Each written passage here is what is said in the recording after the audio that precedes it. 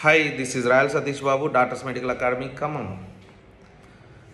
So yes morning OMR sheet వచ్చింది అని just information ఇచ్చాను. డీటెయిల్స్లోకి వెళ్తే మీరు చేయాల్సింది ఏంటి అంటే ఓఎంఆర్ షీట్ తీసుకోకండి, ప్రింట్అవుట్ అయినా సరే అక్కడైనా సరే మనకి ఓఎంఆర్ ఛాలెంజ్ అని కొడితే మీరు ఏం పెట్టారు, కంప్యూటర్ ఏం స్కాన్ చేసింది, స్కానింగ్ కూడా అయిపోయింది, మీరు ఏం పెట్టారు, ఏం స్కాన్ చేసింది.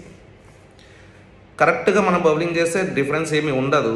ఎక్కడ డిఫరెన్స్ కలుగుతుంది అంటే మనం రెండు ఆప్షన్స్ పెట్టామనుకోండి, అసలు అది తీసుకుందా లేదా రెండిట్లో ఏదైనా ఒకటి తీసుకుందా అనేది అక్కడ కనబడుతుంది అనమాట. సీరియల్ నెంబర్ ఉంటుంది కదా, ఆ పక్కన ఉన్నాయి, అది తీసుకున్న రెస్పాన్స్ ఏమి రికార్డ్ చేసింది, ఓఎంఆర్ రెస్పాన్స్ అనేది తీసుకుని చెప్తుంది.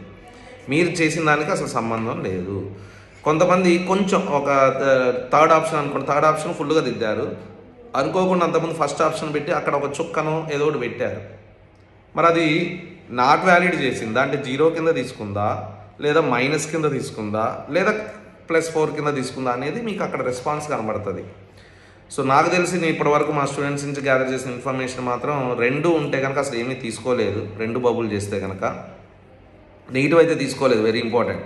అందుకనే ఫస్ట్ చెప్పాను మీకు, ఒకవేళ పొరపాటున ఏదైనా పెడితే ఇంకోటి కూడా పెట్టేసేయండి. ఎందుకంటే -1 అయితే కాదుగా, 0 ఈజ్ బెటర్ కదా. ఎట్లాగో -1 పక్కా మైనస్ పోతుందని తెలుసు, అలాంటప్పుడు ఇంకోటి పెట్టండి అని చెప్పాను. సో కాబట్టి కంప్యూటర్ అయితే అలానే తీసుకుంది, నెగిటివ్ అయితే తీసుకోలేదు. 2 పెడితే అసలు 0 తీసుకుంది, అట్లా తప్పించుకోవచ్చు. సరే అది పక్కన పెట్టండి. అలానే కొంచెం చిన్నగా ఏదో ఒకటి అనుకోకుండా పడ్డది అనుకోండి, దాన్ని తీసుకోలేదు, పాజిటివ్ కిందనే తీసుకుంది. ఏది కరెక్ట్ రెస్పాన్స్ పెట్టి ఇంకో 3వది కరెక్ట్ అనుకుందాం, 1వ దాని దగ్గర ఒక చిన్న మార్కు పడ్డది అనుకోండి, 3 తీసుకుంది, అది కరెక్టే తీసుకుంది. అలా కాకుండా కొంచెం ఎక్కువ అయితే కనుక డెఫినెట్గా అది తీసుకోవాలి జరిగింది. సో కాబట్టి మీరు చేసుకోవాల్సింది ఓఎంఆర్, మీరు అప్లికేషన్ నెంబర్ ఎంటర్ చేసిన తర్వాత, డేట్ ఆఫ్ బర్త్ ఎంటర్ చేసిన తర్వాత, సెక్యూరిటీ కోడ్ ఎంటర్ చేసిన తర్వాత మీకు వస్తుంది చూడండి. ఓఎంఆర్ షీట్ కొట్టకండి, వ్యూ ఓఎంఆర్ కొట్టకండి, ఓఎంఆర్ ఛాలెంజింగ్ కొట్టండి. ఓఎంఆర్ ఛాలెంజింగ్ కొట్టండి. అక్కడ మీరు ఏమైతే మీ రెస్పాన్స్లో అది రికార్డ్ చేసిందో అది చూడండి. వర్సెస్ నేను ఆల్రెడీ క్వశ్చన్ పేపర్ ఇది మన షీట్ పంపించాను కదా, questions Q3, R3, S3, T3, లేదా వాడు కూడా మీ దాంట్లో కూడా ఉంది view question challenge answer key అని ఉంది చూడండి, అది కొడితే యాక్చువల్ కీ వచ్చింది. సో వాడి కీ ఏంటి, నువ్వు పెట్టిన కీ, ఈ 2 దగ్గర పెట్టుకొని ఇక్కడ మనకి కరెక్షన్ చేసే విధానం కూడా చాలామంది తెలవట్లేదు. ఏం చేస్తున్నారంటే అన్ని రైట్ కొడుతున్నారు, కరెక్ట్లన్నీ కొట్టేస్తున్నారు. దాంట్లో *4 చేస్తాం కదా, ఈ మైనస్లు ఉన్నాయి చూసారండి, మైనస్లు ఉన్నాయి మొత్తంలో నుంచి తీసేస్తున్నారు, మొత్తం మార్క్స్లో నుంచి. అలాగే అది చేయాల్సిన కరెక్ట్ పద్ధతి ఏంటంటే మీరు ఫస్ట్ రైట్లు కొట్టుకోండి, రైట్ అయినాయి *4 చేయండి, పక్కన పెట్టండి. ఫర్ ఎగ్జాంపుల్ 15 కరెక్ట్ అయినాయి, 15 × 4 60. రాంగ్ అయినా చూడండి, రాంగ్ అయినాయి లాస్ట్ 15లో మాత్రం ఫస్ట్ 10 చూడాలి, అది ఇంపార్టెంట్. రాంగ్ అయినా చూడండి, ఒక 5 రాంగ్ అయినాయి, జస్ట్ -5 చేయండి అంతే. 60 - 5 55 is your score in that particular subject. అది జాగ్రత్త.